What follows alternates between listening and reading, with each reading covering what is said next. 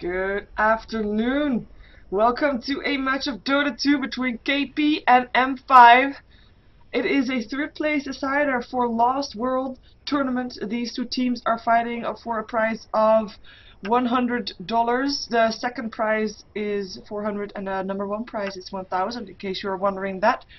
And KP yesterday lost in the best out of 3 against Empire, and if you didn't check out game number 2 between Empire and KP, you should definitely do that, because that was a match worth watching. It is on my YouTube. And M5 yesterday lost in the best out of 3 also in the semi-finals against Virtus.pro, who then in turn Virtus.pro will be taking it up against Empire in the grand finals tomorrow at 1700 CEST time, so 5 PM, and that will be a best out of 5, also casted by myself.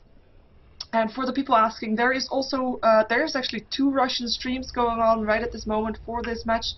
One of which is on Twitch as well, which is Versuda. You have heard of him, I think. So you can check that out if you rather want to watch that. We were waiting for spectators to load in by the looks of it. And I think that is because this is already a remake and the previous person didn't leave the previous game. But let's see if I have to do if they have to do the intro again. Oh, that will be more fake as time goes by, unfortunately. Oh! He is in time. He was in time. Oh well, that will be a weird bond where I think that we didn't go through, but then we did. Anyway, so it is a best out of 3, third place decider. I am expecting a good match. I have not been able to watch the matches that M5 had yesterday, but I've seen KP yesterday and they impressed me, and they have a nice playing style to watch as well.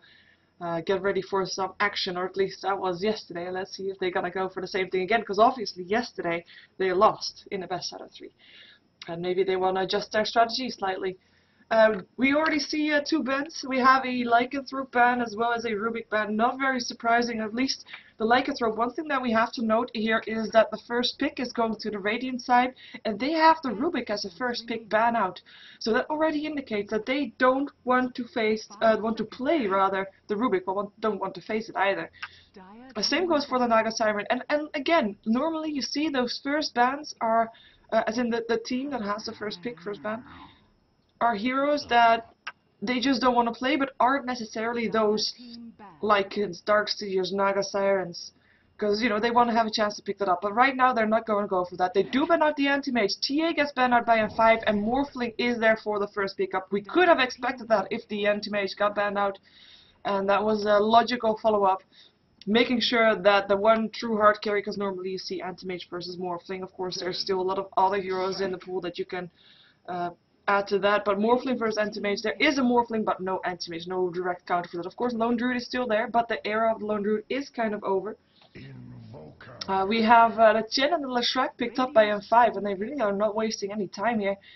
So Chen in the jungle, Leshrac could be either played as a support, could be played as a solo mid, which we saw yesterday by Scandal, which was also a treat to watch. We have an Invoker pickup by KP. And they are thinking about their third pick. What do we still have in that they might want to have? Well, either they want to secure a jungle hero for themselves, in which case the Enchantress and the Enigma are still in, or some teamfight. Or they could do both, like Enigma's teamfight, but I'm kind of thinking about Tidehunter. We see a lot of Tidehunter lately.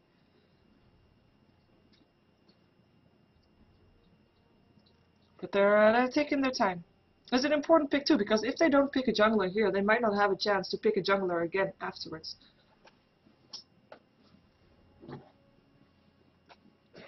And they go for the Nature's Prophet.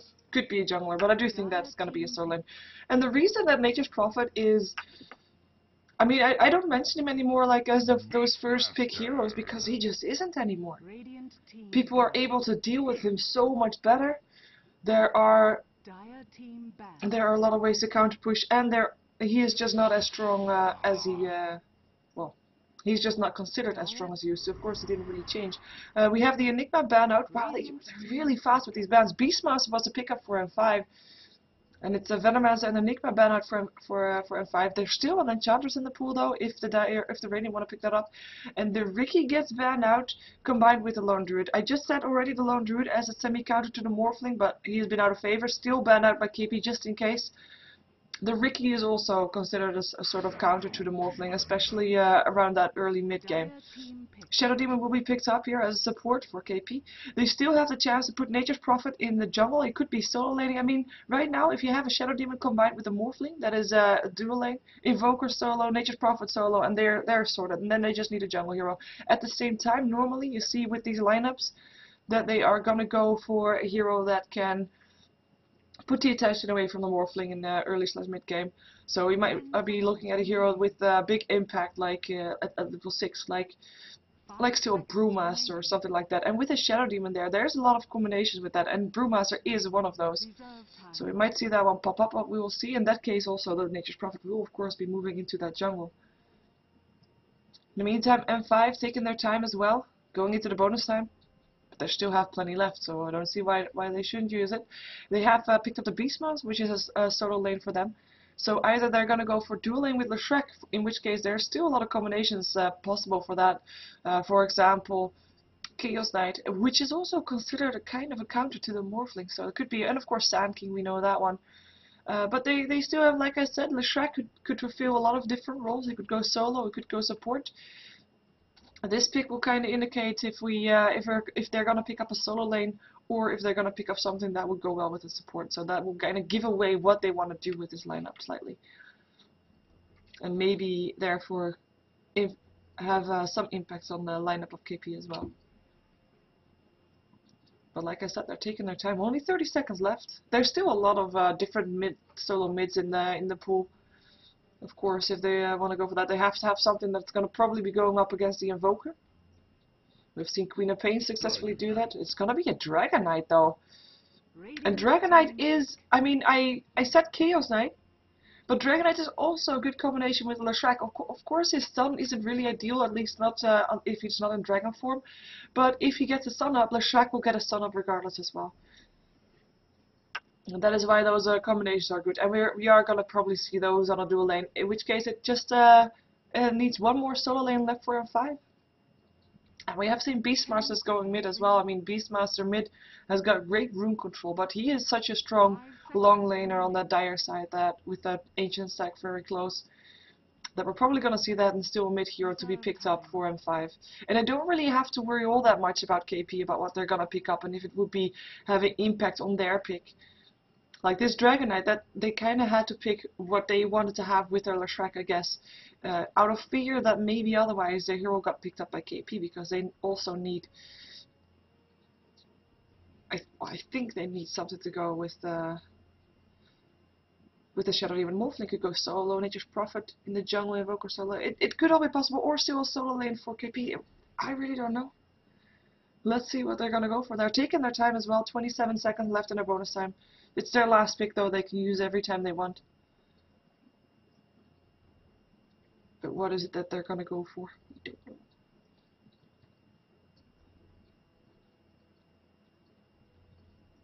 10 seconds remaining. 10 seconds remaining. And in the meantime, oh,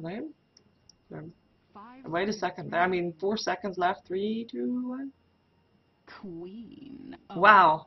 Borderline. So solo lane picked up for them, and a Luna, no time wasted. We're gonna see a Luna once again, and I say once again because there was a Luna in a match I casted yesterday too, which you should watch because it was good, and it is on my YouTube, and it is No Pants Party First is a name that I can't pronounce.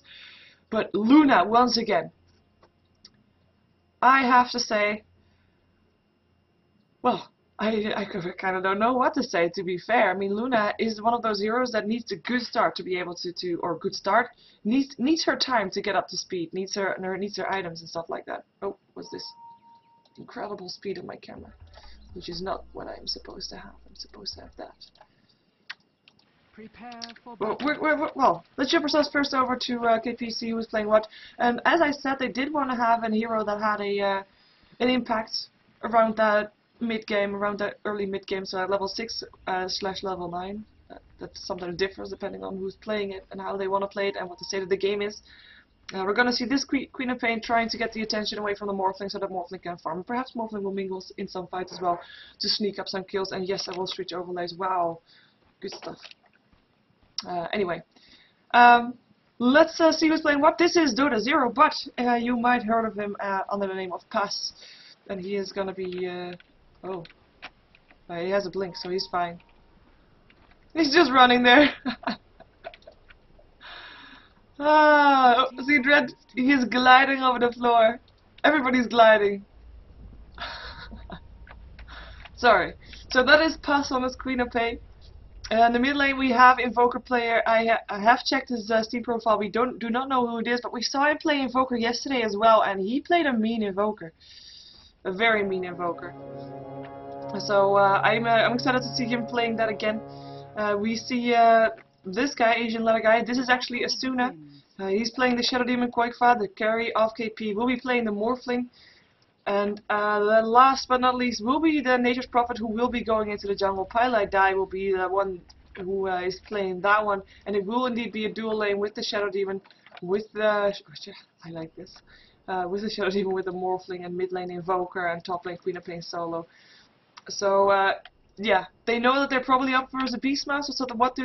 I said it during the draft already. They block the creep. They block the ancient stack because that's what Cedo would otherwise do to get that solid farm up. Here's the last assassin and I as well. I still introduced the T because I haven't done that for M5 just yet. M5, dire side. We see Cedo. He is playing the Beastmaster, so on this bottom lane he will having a pretty tough time. Of course, he is one of those tanky heroes that can survive the initiations that will come from the Shadow Demon. And if you're wondering which kind of initiations, well, that would be a Disruption, a Soulcatcher, weak from over the top, and that's a lot of damage done. But he will be one of those heroes that is able to survive that, provided that he doesn't get harassed too much before that initiation actually happens. In the middle lane, we have Stallion. Every time again, I messed up his name. It's kind of mean for me. Stallioner is going to be on the Dragonite. In the mid lane, solo, might I add. So he'll be solo up against the Invoker, and he is also one of those tanky heroes. I mean, I have to say, that is two solo lanes that are very tanky and very hard to take down in ganks or just in general on the lane. And he'll be taking up the mid lane solo. He'll also already have a bottle, and he'll probably be going for that soul ring so that he can spam out his breath of fire a bit more often. Cold snap, look at that. I mean, he's just standing there knowing that he can take it and just throws down a right click in return. In the meantime, in the jungle for the dire side, M5 solo is taking it up on the Chen. He's already got a nice annoying creep wildkin. He can send a tornado if he really wants to. He actually uses it to farm though. And Queen of Pain thinking about going for a rune, but the rune is actually on the bottom lane, which is there's no wards there from either team. But it will be Shadow Demon that picked that one up. And word from the dire here though, they will be able to see the top rune. But the Radiant has to have to check every time, and of course they have the Shadow Demon, which is indeed able to do that. And we're going to see some more harassment, especially with this double damage rune. TP in from Nature's Prophet.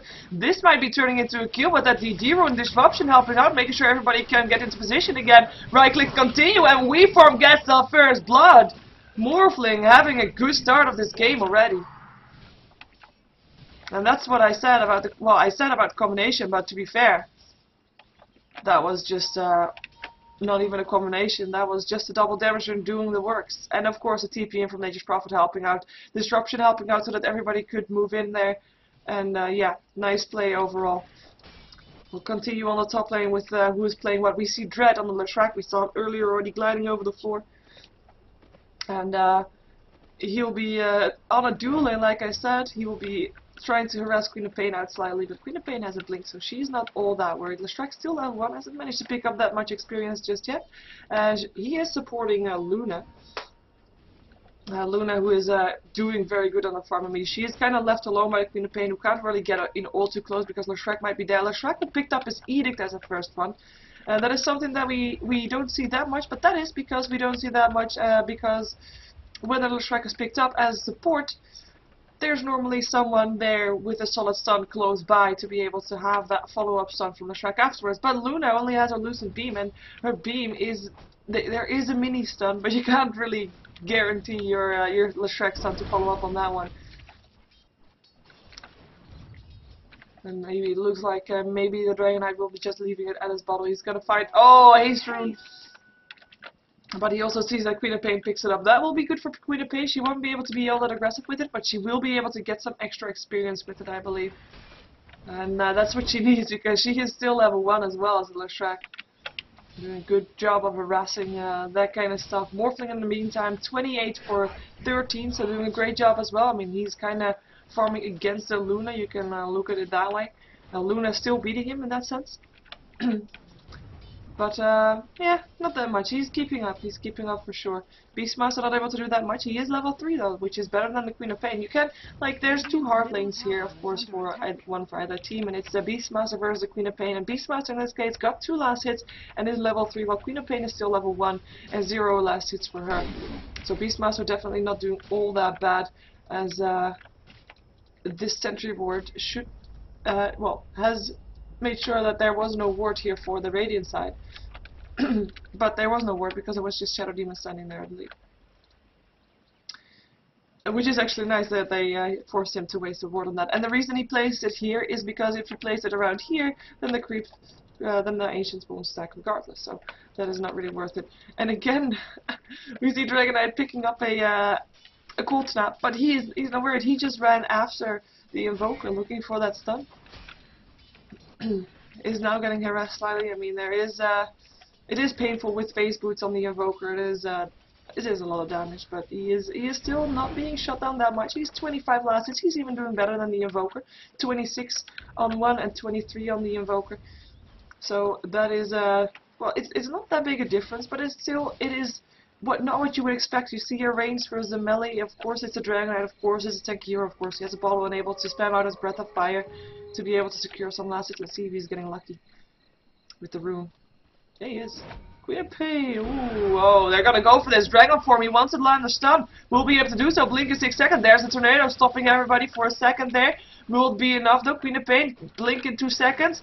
With one more right click needed. Ah, and blink away is there. Nature's Prophet thinking about TPing in, but not gonna do it anymore. The tornado saved his life.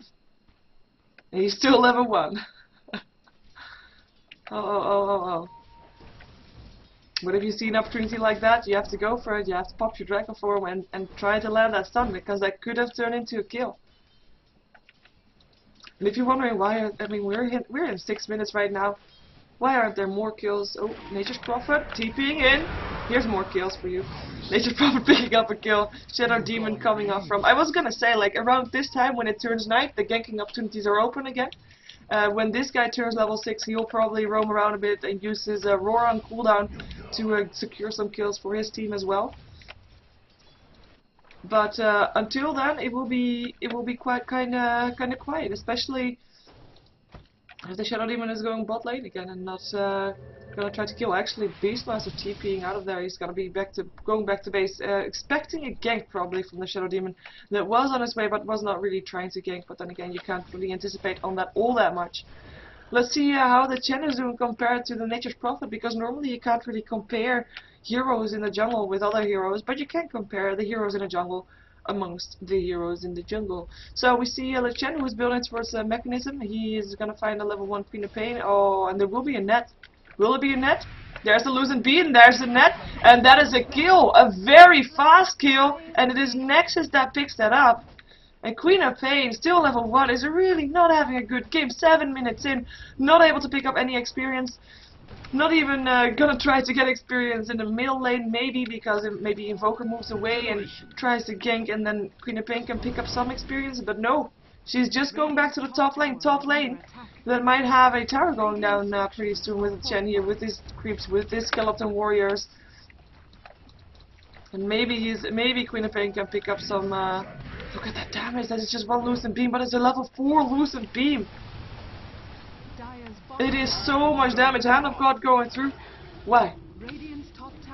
For the Queen of Pain? Sorry, for the... I don't know why. Not for the Queen of Pain, because that's of course the wrong team.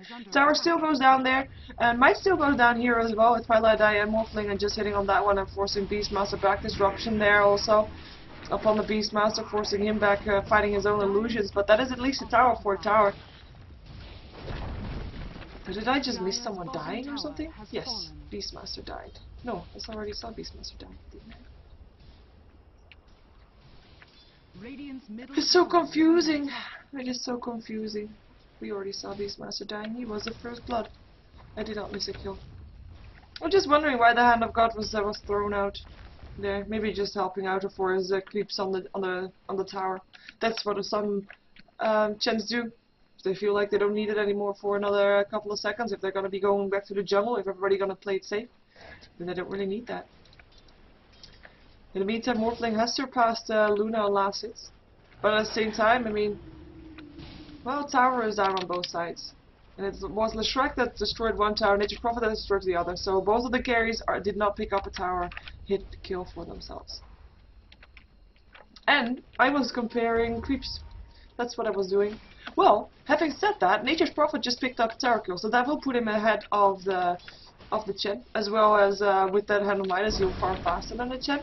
Last hit wise though, 42 last hits for the Nature's Prophet with the channel 55, so there is a slight difference there, but like I said, that difference will be made no difference again with that Hand of Midas or with that tower hit, so that is fairly even. And I'm just going to put up net worth so that you can see that it is indeed the Nature's Prophet that is now in favor of the net worth compared to the Chen, who are both in the jungle for their respective teams.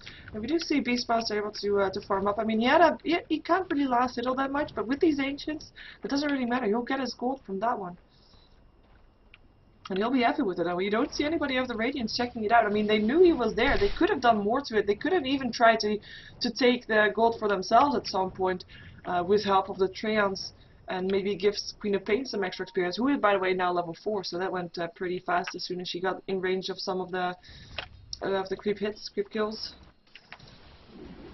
But no, all to the Beastmaster, and that is happy times. Well, now the Nature's Prophet Treant will scout out, will know that he is busy doing that.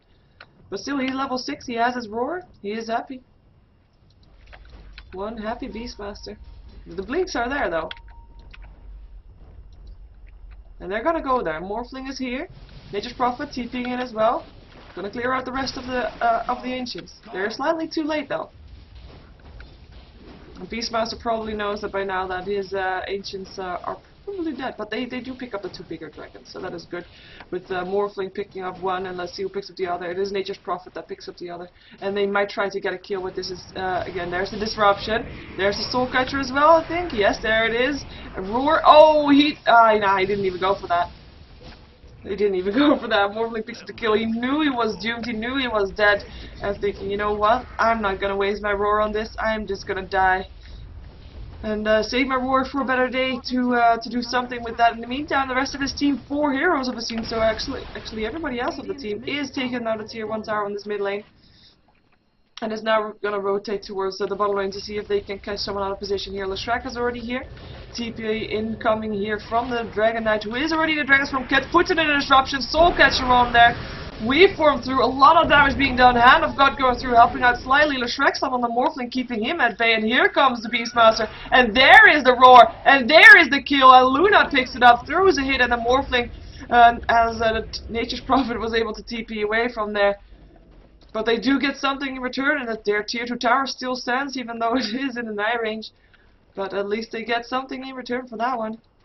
And they got, of course, their own tier 1 tower in the mid lane dead. So that is good stuff for them. And with the Chen, and with, I have to say, bravo for all the wild kills that he managed to pick up. But yeah, with the Chen, with those creeps taking up the Roshan, they're able to do a Roshan. As you can see, it's already down to half health. It's doing just fine. Beastmaster doesn't even need to tank. Mechanism completed up on the Chen. Let's see if we can see some other items. We see Luna building towards Mantis Tower. Beastmaster, we just got a truckload of gold with those ancients. Picked up a soul ring as well as his tranquil boots in the meantime. Tower mid lane got pushed, but as soon as they know Roshan went down, they back off. Because there would be 5 heroes here from M5, and that is not where you want to be. That is just not worth it. Dire's bottom tower is under attack. In the meantime, Morphling though, this is worth it. Oh. Ah! That one range creep! He's trying to get the last hit, but that one range creep managed to get the last hit. And we have 13-20. That is what we see though. I mean, oh, roar. This is also what we see. Look at that. Like, is it enough? Morphing into strength, getting stunned up. Ah, so much burst damage. Beastmaster picking up the kill, making sure that he puts his roar cooldown to good use every single time. Meantime, top lane might get pushed here. Disruption here, Sonic Wave, and Lucid Beam is not gonna help him stay alive, but it's only the Aegis that popped, and I mean Eclipse of course, not Lucid Beam. He's still alive again. Sonic Wave being used to pop that Aegis. In the meantime, top lane is M5 is just systematically destroying all the tier 1 towers, and I would not be surprised if they start going on the tier 2s like in the same manner afterwards. Same manner rather. With Leshrac and the Gem, they just have so much pushing power already between those two heroes. They don't really need all that many. So if there's two of them and just a hero that is on that lane, because there's Beastmaster here, Dragonite was still mid lane but is now moving towards the bottom lane, and top lane is of course for the Luna, then they will be able to continuously take down these towers. And so far there's only 2 towers down for the Radiant side, as in they have managed to get down 2 towers. So they are now a tower behind, and that will hurt them a lot. Let's take a look at the gold. We did see it in favor of the Radiant for a long time. It's also of course because of that extra gold that ooh, Tornado, EMP will be enough. Cold Snap as well. Look at that damage. It's really a lot. Hand of God going through might be enough. Of course, Nexus is in theory the fastest hero, but you know, if you have a demonic purge on you, you're kind of slow, so you go down, and that is the tier 1 tower here down as well. So towers are even once more, as the push did indeed continue towards the tier 2, but the TP's in there made sure that they stopped going for that. Shadow Demon will have to back off though. He's fairly low there. Yeah, I was checking the gold graph. It is in favor of the Radiant, and they are now 1 kill ahead, and they did have that spike up because of that kill and the tower, of course, that I just taken down. But it is mostly like the Morphling tier. The top 4 are all in favor of the Radiant, as in, well, now it's the top 5. I have 3 of the Radiant and 2 of the Dire side only, so that is a difference that we see there. And that is still because Beastmaster didn't have that good of a start on that bottom lane. And even though Queen of Pain didn't have a good start either, she managed to pick up some of the slack slightly. She is at least higher than the Beastmaster right now, which is something that you wouldn't really expect for a Queen of Pain that is 0-1-0. So at least doing a good job of catching up. Let's take a look at the experience. Experience difference, and that's the kill on the Luna that they just got. Sprout up on this Dragonite, long range stun. Pops his illusion rune. And he will still go down though. It doesn't take anybody with him, even though he tried Mechanism completed on Nature's Prophet to help them staying alive as well. And the Dragonite's just overextension. There were 5 heroes here from KP to deal with that. And that's 5 heroes that are, you know, pretty painful. And even a Dragonite that, like I said, is a pretty tanky hero, is not going to be able to do anything against that. He has his drops complete though, just like the Invoker has just now. Invoker also had a 4-staff already. Let's see where these people are going, because it looks like they have set their eyes on the tier 2 tower top. They will have to deal with a Morphling to get there, and that's exactly what they want to do. The Lincoln Sphere is already done and is already popped as well by Lucid Beam. And the TP, TP from Nature's Prophet, and the support is here. There are gonna be 5 heroes soon, because from the side is gonna be the Shadow Demon, who is waiting in the wing to maybe throw down a disruption, but they're backing out. They're backing out, or maybe they are just looking for an opening, just looking for that roar. Is there gonna be a roar? No, 4-step forward. He was looking for the roar, and now he's out of mana. Nice EMP. Nice EMP indeed. Beastmaster not able to roar anymore. Needs 50 more mana. There he is. Mana boots help out. Shadow Demon goes down so fast, and there is the Eclipse, and that is a lot of damage. Luna double kill, picks up a kill on the Morphling of all people. Not morphing into strength fast enough. He buys back though. He's gonna be back here shortly. Dust being popped, and it's still the Dragonite that goes down to the Queen of Pain. Chases on for the Beastmaster.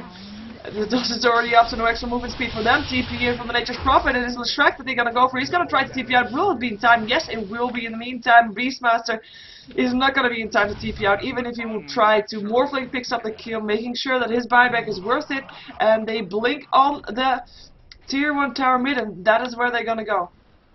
And I have to say, they took down the Morphling, which is, I have to say, quite surprising that he went down so fast.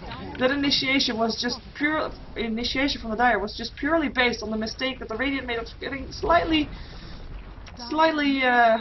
too far out of their tier 1 tower. And of course, they ended up ahead of that fight. Definitely, they took a tier 1 tower. They took some kills in return as well. But losing the Morphling over it, they could have not taken the fight and be fine as well. I think. We'll stay back further. I do like that EMP though. It made sure that Beastmaster was useless for a while there, because he could only roar on the Shadow Demon, and really, if you can roar on any of the heroes that you can pick up from KP, your first pick wouldn't be a Shadow Demon. Of course, he is a pretty dangerous hero, and I say that only because of that disruption that is just able to put a player out of play. And having said that, if you roar on some other target, that target would have been disrupted. Yeah, okay, so I guess Shadow Demon is a good one to last. And saying it myself always helps me in my thinking process. Soon on his way to the mid lane to get some experience, or actually warding there. Actually sentry ward. Expecting to be a ward there of the Dire, but there is not.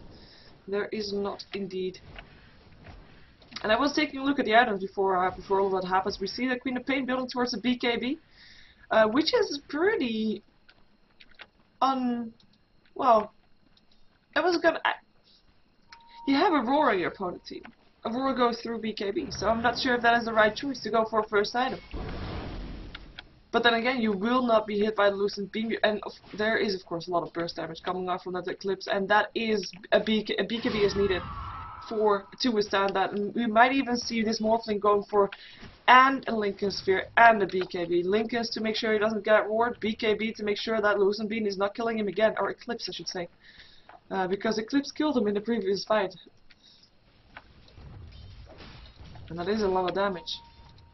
But at least Queen of Pain building towards it. Needs 1k more for the recipe. In the meantime we see something being set up maybe here in the middle lane. Luna is just gonna go back towards maybe the bottom lane, at least the jungle. Fearless as she is, not expecting any enemies to be there, but there is the replicate of the Queen of Pain. They will be able to harass it back. Not wasting any spells on that, which might have been the plan of the Morphling. I'm gonna continue go through items because we haven't seen everything just yet, but we did see the Hand of Midas and the mechanism, as well as for the Rich Prophet, and as well as 1200 gold in his inventory, and he just got worse as well. So playing that semi-support role, Shadow Demon doesn't have that much gold to spend. Morphling picked up a ultimate orb, maybe going for Mad Style, I would believe. But we will see that. Of course, normally if you go for a Mad Style, you pick up the Yasha first. So curious to see if we might see something else coming from him. We all would like to see Skadi, of course, but I don't think that will happen. But if it is, then one ultimate orb there, and invisibility room from the Dragon Knight here. Oh, and there's a stun, and it is once again on the Shadow Demon. Puts himself inside disruption. There's the Eclipse. If they can make him waste his Eclipse, it's gonna be huge. Of course, Shadow Demon still gets picked off, but that is okay. He was a distraction, and the rest of the team backs off. Invoker being super fast, Morphling going back to the tier 1 tower, TPing out after reforming through a creep wave, leaving the creeps to attack the tier 2 tower. I said tier 3, but it is of course tier 2. But no other kills but the Shadow Demon, and that is all you can hope for. Wasting the Eclipse is a big thing, a 2-minute cooldown, and they know it too. They might try to pick a fight, even though they don't really need to, because I feel like they have the Morphling, so they have late game secured anyway. But you know that you can take a fight now, because I say it again, that Eclipse is yeah, it's painful. No disruption will will delay your execution for the Shadow Demon's case.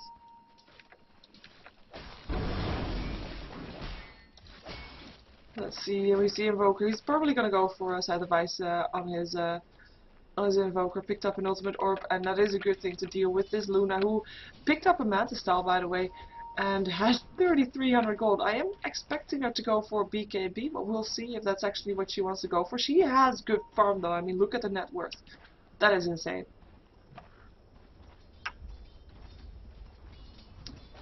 That is a lot higher than the Morphling, and I have to say, I know from previous games that if a Luna gets out of hand, that is painful. That is really painful. It looks like another Roshan, and it is yeah, no, it's a bit later than when he actually came up, but you know, nobody else did it, so they might as well I do think that the Radiant should know the time though, as in of the Roshan. So, because they smoked up, which is quite awkward, as if they're expecting someone to gank the Invoker. Or maybe they just want the extra movement speed to reach the tier 2 tower, which is where they're going. Luna BKB indeed picked up now, or at least in donkey. And it is indeed a donkey. It's both of the teams have just normal donkeys. And Luna ages once again. She is pretty hard to kill right now.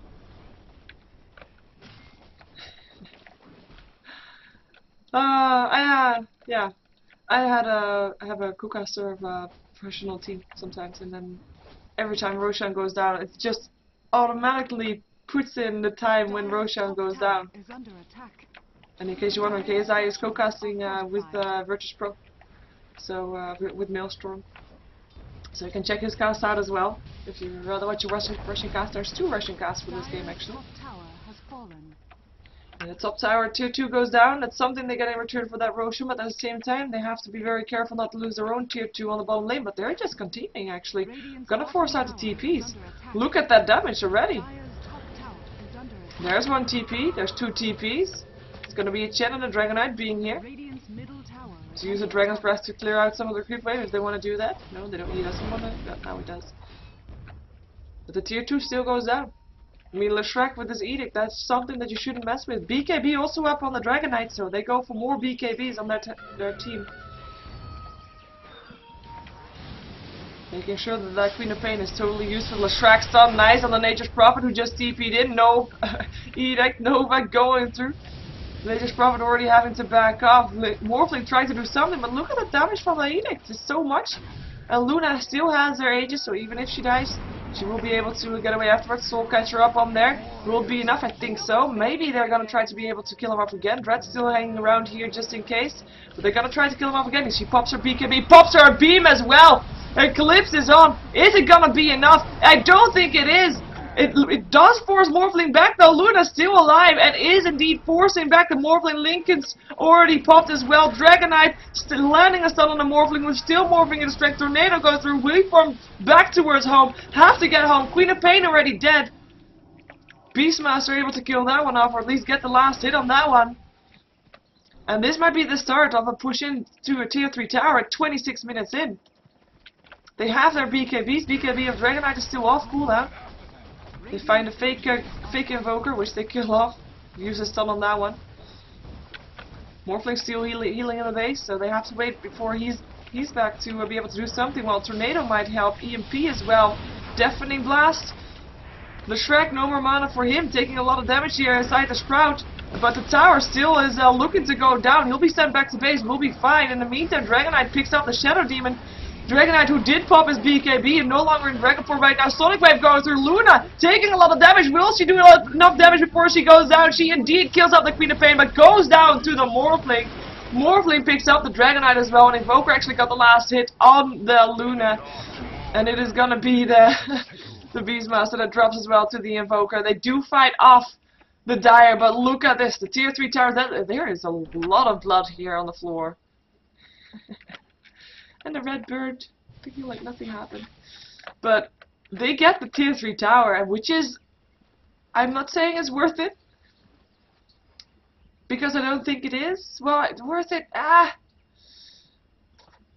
find it slightly even. I mean, they did kill off the Queen of Pain twice.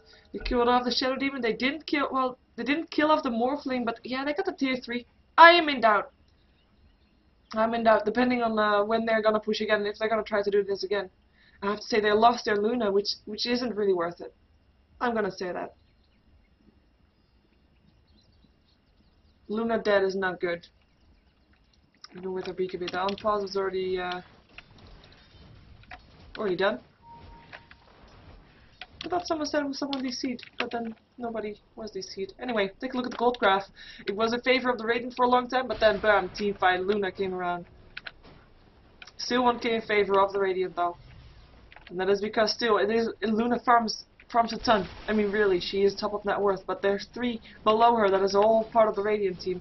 And yes, Morphling is not as strong yet as the Luna is right now, but there is more semi-carries being made on the Radiant side than there is on the Dire side. I mean, this Invoker as the Sheepstick now, pretty good. Mantis Style completed up on the Morphling, so he is doing pretty well for himself as well.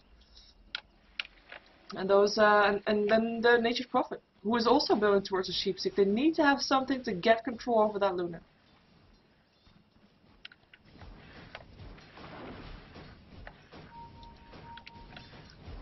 It's gonna be enough. I'm not sure. We just saw though. I mean, yes, she popped the Aegis. That's all nice, so she's just gonna be giving TP out. She popped the Aegis and came back. Just turned on the BKB, put on the Eclipse, and there were no creeps around. And they started running. The Radiant started running. They knew that they couldn't fight there anymore, so they started running, and they ended up taking that fight, then pushing in and maybe slightly overextending, if you will. But I mean, that is the power of the Luna. When her ulti is on, you run. Or at least in this stage of the game. Maybe if you got some more BKBs up on the Dire side, up on the Radiant side, that might help. BKB up on Queen of Pain. I do think that she had that in the previous fight too. It didn't really help her all that much. Let's take a look at her level actually. Queen of Pain, level 11, and she's up for level 18 Luna. It is painful, but like I said, I mean, there's one big guy on M5, but there's 3 on the Radiant side, which might not be as big as the biggest on the Dire, but still it's 3 versus 1. Dragonite is catching up though, I have to say that. Dragonite is definitely catching up, has his BKB, 1600 gold as well, and is just, even if he's not a real hard carry, he is still a very good utility hero, because that long range stun is just so painful, and it's gonna be very long range as well. And yeah, that Dragon form just kills off Tyra so fast. It is just, he can push fast with this Dragon Breath. Like I said, it's just a good utility hero, and they're gonna smoke up here. Chen creeps in the mix. We see the drawing on the minimap, which is actually not the route they're taking. They're gonna go for it anyway, and they're gonna find a Nature's Prophet by Nature's Prophet. Or are you? Yeah, okay. I was gonna say, it would be weird if he didn't die there. So they use a smoke, catch out a Nature's Prophet. Wondering if they're, well, he doesn't have a buyback, so they can't really force out a buyback. They will be able to take this tier 1 to roar off on the Invoker, and there's the disruption. That's what I was talking about. Axe will fly, nice force staff. Cold Snap still there, or sorry, another stun. This time the Dragon Tail. And that is Invoker dead as well, and that is a tier 2 tower dead. And are they gonna continue pushing? They might. They might indeed. They don't have to deal with an Invoker. I just said there's 3 big guys on the side of KP, but 2 of those are now already dead. Tier 3 tower will drop, and maybe even the barracks as well. There's not that much that the Radiant side can do against this. Look at this, and a Luna Blaze just bouncing around, clearing off the buildings, already jumping forward to the tier 4 towers as well. And they're just gonna rotate towards the bottom lane, and they're gonna take the barracks there as well. And they can do that. Fortification goes on. Here comes the Invoker again. Bot back, Tornado, EMP. Deafening Blast going through. It's not going to be enough though. They focus on the barracks. They will have Edict again if they wanted to from the Leshrac. But he is being very careful with his mana from the looks of it. But there's a melee barracks already gone. Ranged barracks will drop as well. Ranged barracks and mid lane dropped as well. And that is 2 sets of barracks gone in 1 push. And it's not even a massive great team fight. They were just able to push. They picked up 2 heroes and were just able to continue. Dread goes down now though to the Nature's Prophet. We see Stellener being turned into a piglet. But they can't really go in on him right now. They don't really have the power to do so. Because if they lose a fight here now, then they will be it will be lost. We from up into the high ground, still looking for a stray, looking for someone who might be left behind.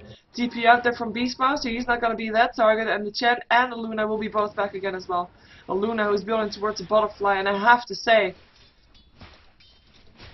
that is 2 quick pickups of 2 heroes. They picked up the Nature's Prophet, they picked up the Invoker, leaving only the Morphling to do the works, and he can't do it, and Queen of Pain just can't do it. I mean, she dies very fast. We have seen that before. Oh, Morphling still found a stray apparently, but I don't think that... oh, actually BKB TP out. Yeah, should be okay. Yeah, I was gonna say, with Nature's Prophet there, they might have been able to kill him. But he is a Dragonite. He is pretty tanky. In the meantime, though, these barracks went down on the top lane. I think that was at the same time. Yeah, Dire bottom barracks. That was at the same time as the previous fight. So they get something in return, at least having only one lane that is actually in their disadvantage. But is it gonna be enough? I am not sure. And I'm wondering why Morphling is continuing up the hill, up this lane. I mean, there's nothing more again on this top lane to do. I mean, the barracks are already dead. The gold that these groups give is already half. And still he pushes it out. Maybe forcing back the Dire to their base to make sure that they have to defend their tier 4s. Regeneration. Butterfly completed up on Luna. Radiant's top tower is under Tier attack. 2. They're not even going to try to defend it. Actually, they're not even going to try to defend it because they're going to try to go for the tier 4s. Here they come. Clearing out the creep wave. Will this be a base race? It looks like it might be. Top tower is under attack. Electricity helping out. Tier 4 towers getting aggressive. And they move to the tier 4 towers as well. They're going to go for them with these bouncing blades. I think it's going to be the Radiant that will be on the short end of the stick, but will be the case. Yes, I don't think so. There goes the there goes the tier 4s, there goes the base, and in the meantime, there goes the base here as well. I do think that it's going to be the Radiant base that drops first. Will it be though? Will it be? It's so close. It is. Oh, it is the Radiant base that drops first. The Dire side that goes first. Oh my God, that went so fast. I really thought it was the Radiant base that was not gonna make it. But it is. Can I jump back? I want to see the HP of the Radiant base. Damn it. That is such a disappointment. That I don't see the Radiant base. Well, that was game number 1. So this is the best out of 3. We just see KP win against M5 in the best out of 3 for the Lostworld tournament. It is a 3rd place decider. It's the first game of a best out of 3, so we'll have at least 1 more game to go, and maybe even 2 if M5 can force out a game number 3. Yes, that's what I mean. So stay tuned for more Dota 2 action. Don't go anywhere. Oh, and I have something here. Ta-da! Because I know there's a lot of people watching without sound, and I figured I'd thank them too sometimes. So thank you for watching. My name is Sheever. Go follow me on YouTube. YouTube.com/SheeverGaming. Subscribing really helps me out a ton. Thank you. And see you in a bit for game number 2.